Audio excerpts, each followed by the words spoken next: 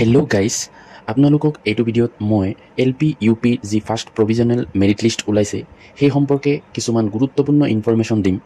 যেনেকুৱা যে যিটো ফাৰ্ষ্ট প্ৰভিজনেল মেৰিট লিষ্ট ওলাইছে আৰু যে মেৰিট লিষ্ট ওলাব তাতে কাট অফ কেনেকুৱা হ'ব পাৰে আৰু অসমৰ বিভিন্ন জিলাত বিভিন্ন কেটাগৰীৰ কাৰণে কাট অফ কিমান হৈছে, এনেকুৱা ধৰণৰ তথ্য সবিশেষ আপোনালোকক জনাম। তো আপোনালোকে একদম শেষলৈকে ভিডিঅ'টো ভালকৈ চাব, তেতিয়া কথাখিনি ভালকৈ বুজি পাব। প্ৰাৰ্থীয়ে এই তালিকাবিলাকৰ তলৰ ফালে তিনিটা কথা লিখা আছে, এইখিনি আপোনালোকে ভালকৈ চাব। যে 1 নম্বৰ আছে any claim for appointment to the post of teacher on the basis of mere appearance of name in provisional merit list will not be entertained. অৰ্থাৎ এনেকুৱা প্ৰভিজনেল মেৰিট লিষ্টত আপোনাৰ নাম থাকিলেই এপইণ্টমেণ্টৰ ক্ষেত্ৰত আপুনি দাবী কৰিব নোৱাৰিব। অৰ্থাৎ ইয়াত নাম থাকিলে হয়তো কিবা কাৰণত আপোনাৰ নাম যদি কটা যায়, আগন্তুক সময়ত এপইণ্টমেণ্ট দিয়াৰ সময়ত যে আপোনাৰ নাম এপইণ্টমেণ্ট আপুনি নাপায়, তেতিয়া আপুনি ক্লেইম কৰিব নোৱাৰিব। এইটো স্পষ্টকৈ ইয়াত লিখা আছে। Appointment letters will be issued only to the candidates whose names appear in the final select list to be published in due course of time. অৰ্থাৎ আগন্তুক সময়ত যিটো ফাইনেল চিলেকশ্যন লিষ্ট ওলাব তাতে যদি আপোনাৰ নাম আছে, তেতিয়াহ'লেহে আপোনাৰ নামত এপইণ্টমেণ্ট লেটাৰ বা নিযুক্তি পত্ৰ দিয়া হ'ব। 3 number point, candidates marked as NIOS withheld, PDB pending and withheld in the remarks column are hereby asked to visit DEE, Director of Elementary Education, Assam with supporting documents for verification of their credentials on 19/9/2025। আৰু যিসকল প্ৰাৰ্থীৰ নামৰ বিপৰীতে remarks কলামত এইটো লিখা আছে যে NIOS withheld বা PDB physical document verification pending হৈ আছে বা withheld লিখা আছে, তেওঁলোকক ডাইৰেক্টৰ অফ এলিমেণ্টাৰী এডুকেশ্যনৰ ফালৰ পৰা জনাইছে যে তেওঁলোকে সকলো প্ৰমাণ পত্ৰ লৈ আপোনাৰ যিটো কাৰণত ফিজিকেল ডকুমেণ্ট ভেৰিফিকেশ্যনত যাব লগা আছে বা NIOS withheld থাকিলে যি কোৰ্ট কেছত যদি আপোনালোকে ৰায় পাইছে, তো সেইবিলাক লৈ পেলাই DEE অফিচলৈ যাব লাগিব। আৰু এই তাৰিখটো জিলাভেদে বেলেগ বেলেগ আছে, আপোনালোকে নিজৰ নিজৰ তালিকাৰ শেষত থকা তাৰিখটো চাই ল'ব। প্ৰথমতে মই দেখুৱাই লৈছোঁ যে অসমৰ বিভিন্ন জিলাৰ যি ফাৰ্ষ্ট প্ৰভিজনেল মেৰিট লিষ্ট ওলাইছে তাতে ক'ত কিমান কাট অফ গৈছে, কোনটো কেটাগৰীৰ কাৰণে পোষ্ট কিমান আছিল আপোনালোকে নিশ্চয় গম পায়, আৰু কাট অফৰ যিটো ডিফাৰেঞ্চ সেইটো কিমান আছে আপোনালোকে চাই যাব। প্ৰথম যদি মই লওঁ লোৱাৰ প্ৰাইমেৰী স্কুলৰ ক্ষেত্ৰত শোণিতপুৰ জিলাত যিটো UR বা আনৰিজাৰ্ভডত হায়েষ্ট পোষ্ট আছিলে 223। তো তাতে কাট অফ কোনটো কেটাগৰীত কিমান গৈছে চাব যে OBC আৰু MOBCত পোষ্ট আছিলে 40টা আৰু তাতে কাট অফ হৈছে 61.125। আৰু HC কেটাগৰীত পোষ্ট আছিলে 24টা, যিটো এই তালিকাখনত দিয়া আছে সেইমতে মই কৈছোঁ, আৰু কাট অফ গৈছে 58.392। আৰু ST প্লেইনছৰ পোষ্ট আছিলে 10টা, তাতে কাট অফ গৈছে 54.601। আৰু আনৰিজাৰ্ভডত আছিলে 223টা পোষ্ট, গতিকে তাত কাট অফ গৈছে 62.973। টি ট্ৰাইবছ আৰু ST হিলছৰ কথাখিনি মই ইয়াত দিয়া নাই।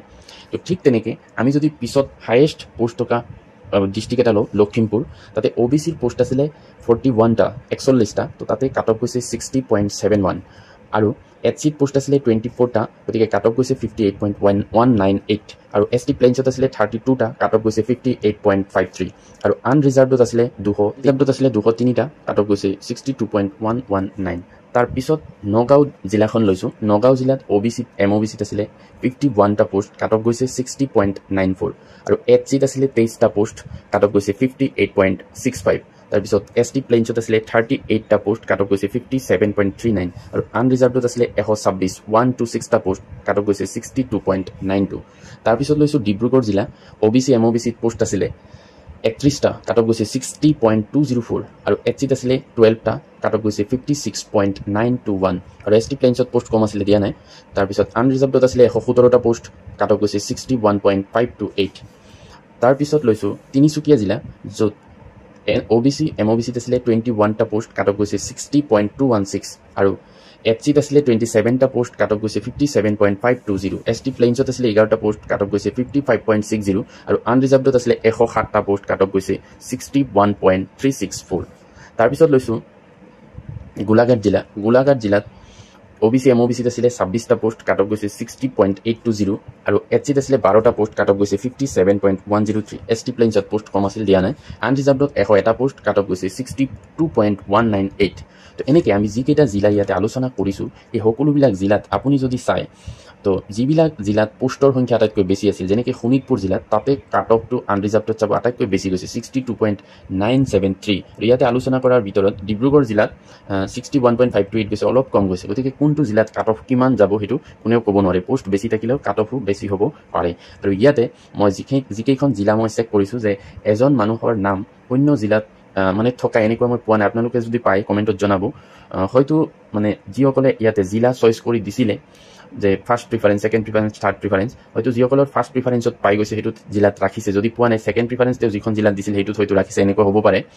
আৰু কাট অফটো কমিবনে নাই আৰু প্ৰভিজনেল মেৰিট লিষ্ট ওলাবনে নাই, যিহেতু ইয়াতে যিসকল এল পি স্কুলত পাইছে তেওঁলোকৰ নামখিনি যদি ইউ পি স্কুলতো আছে, তেতিয়াহ'লে এল পি স্কুলৰ পৰা তেওঁলোকৰ নামটো কাটিবৰ কাৰণে হয়তো এটা নটিচ দিব, তেওঁলোকৰ নামখিনি যদি কটা যায় তেতিয়া হয়তো আৰু কমিব কাট অফটো। আৰু ইয়াতে কাট অফৰ ক্ষেত্ৰত আপোনাৰ ইয়াতে 1 নম্বৰ ডিফাৰেঞ্চ মানে বহুত ডিফাৰেঞ্চ, ইয়াত 0.001, 0.002 এনেকুৱা ডিফাৰেঞ্চ থাকিলে, মানে পইণ্টত যদি ডিফাৰেঞ্চ থাকে তেতিয়াহ'লে আপোনালোকৰ পোৱাৰ চান্সটো বেছি থাকিব, কিন্তু যদি নম্বৰৰ ডিফাৰেঞ্চ হয় হয়তো আপোনালোকে নাপাবও পাৰে।